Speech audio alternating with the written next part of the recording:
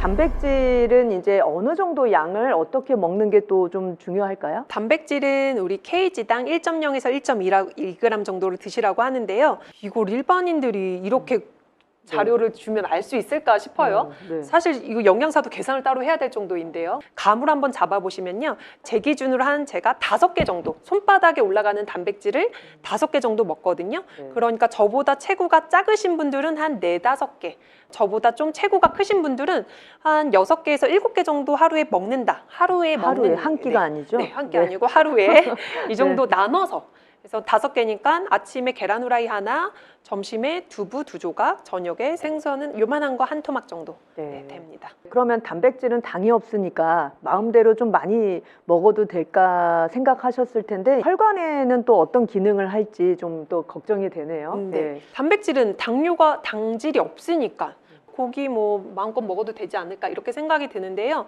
당뇨병일 때 일반인들보다 콜레스테롤 수치가 굉장히 또 높습니다. 고콜레스테롤 수치를 갖고 있다고 생각하시면 되는데요. 당뇨병 환자는 혈관이 계속 포도당에 노출이 돼 있기 때문에 혈관이 남들보다 점점 탄력을 잃어버리고 그리고 쭈글쭈글해지는 혈관으로 바뀌게 됩니다. 그래서 단백질은 지방을 항상 갖고 있기 때문에 기름진 걸 드시면 다른 혈관들보다 유독 기름이 잘 끼는 혈관이라는 거죠. 그래서 단백질을 마음껏 드실 수는 없다. 고지방인 단백질은 정말 주의하셔야 된다는 겁니다. 네, 그럼 고지방 단백질을 먹을 때는 어떻게? 고지방 단백질의 이제 대표적인 게 삼겹살, 그렇죠. 소시지, 베이컨, 스팸 이런 거 있는데요. 이왕이면 우리 고깃집 갔을 때 삼겹살보다는 목살이 당뇨병 환자분들한테 훨씬 더 좋고요. 돼지고기나 불고기, 제육볶음 이런 거 있으면요. 부위가 문제가 아니고요. 물엿도 넣고 설탕도 넣고 매실청도 넣는데 그것 때문에 당이 많이 올라요. 근데 저기 제육볶음이나 이런 거 보면 야채를 많이 넣잖아요. 그러니까 또 괜찮을 것 같은데 병 주고 약 주고 당 주고 빼고 막 이렇게 하는 거죠. 야채 구이하고 고기 구워서 드시는 게 당뇨병 환자들한테는 그 메뉴가 훨씬 더 좋습니다.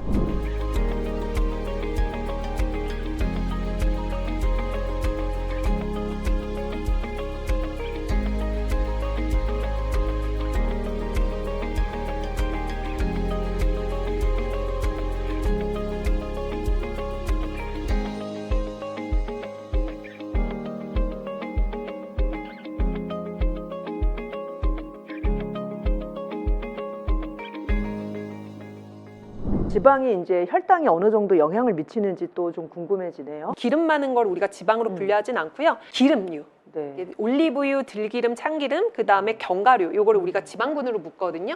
이건 제가 묶은 게 아닙니다. 이제 영양협회나 전 세계적으로 이렇게 이제 지방분 분류할 때 이렇게 분류하는 거고요. 지방은 쉽게 얘기하면 포화지방, 불포화지방으로 나눠져 있고 혈관에 기름이 쌓이는 건 포화지방. 혈관의 기름때를 녹이는 건 불포화지방인데요.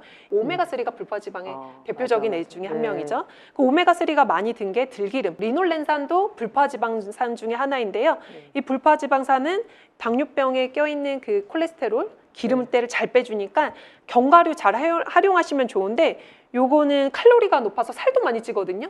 하루에 딱 손에 들어갈 정도 양으로만 드시면 좋을 것 같습니다. 올리브 오일 이런 것도 그런 불포화 지방산으로 네, 맞습니다. 그 올리브 오일을 당뇨 환자가 어느 분은 매일 아침마다 한 스푼을 먹는다고 하는데 괜찮을까요? 오일 풀링이라고 해서 이제 뭐 면역 체계를 강화하기 위해서 하는 또 방법으로 하시는 것 같은데 한 5cc 정도 되거든요. 요걸로 해서 하루에 권장량이 4스푼 정도 돼요. 그러니까 우리가 야채 볶아선 한번 넣고 요리할 때 쓰면은 금방 들어오기 때문에 따로 챙겨 드시면 넘치는 건 다 중성지방, 뱃살로 간다. 위험할 수 있습니다.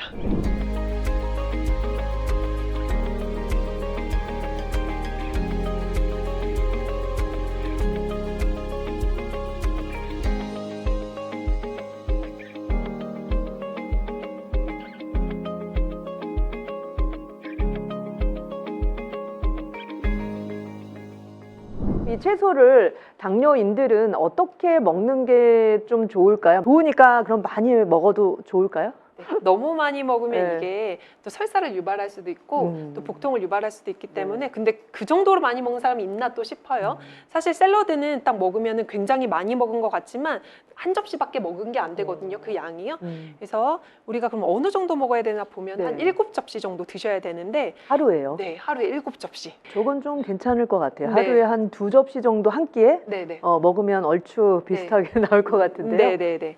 왜냐하면 우리가 김치만 3접시 먹고 그 다음에 국에 들어있는 야채 먹으면 벌써 6접시거든요. 그 한식 문화면 이렇게 챙길 수 있지만 밖에서 따로 이제 외식을 하신 분들은 야채 반찬이 많이 안 나오거든요. 좀 신경 써서 좀 챙겨 드셔야 되는데 이때 채소에도 당을 많이 갖고 있는 채소가 있어요. 그래서 따로 분리해 뒀는데 단호박이나 당근이나 연근, 우엉, 도라지 이 특징들이 있죠. 약간 뿌리 채소. 네. 이런 애들은 당질을 많이 갖고 있거든요. 네. 잎채소들 있잖아요. 상추라든지 아니면 네. 근대라든지 파프리카라든지 이런 것들 좀 이용해 보시는 것도 좋을 것 같습니다. 채소가 여러 가지가 있는데 종류가 너무 많잖아요. 네. 선택할 때 어떤 기준들이 좀 있을까요? 일단은 각가지 갖고 있는 채소들이 이제 영양소가 다 다르기 때문에 갖고 있는 힘도 다르고 몸에 들어와서 하는 작용도 다르기 때문에 내가 한쪽에 색이 치우치지 않았나, 안 쓰는 색깔 뭐 있나 하면 보라 색깔 가지도 한번 사보시고 빨간색, 노란색 이렇게 좀 다양하게 사보시고요.